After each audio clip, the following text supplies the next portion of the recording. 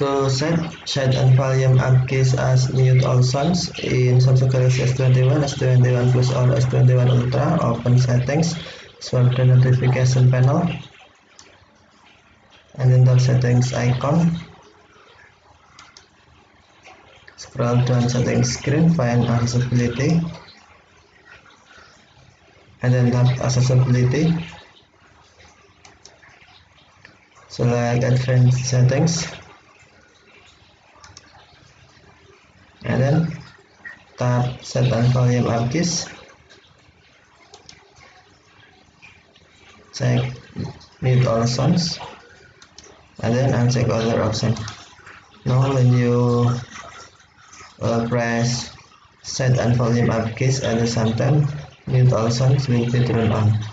And then to turn off, press set and volume up keys again. Okay, thank you for watching. Have a nice day.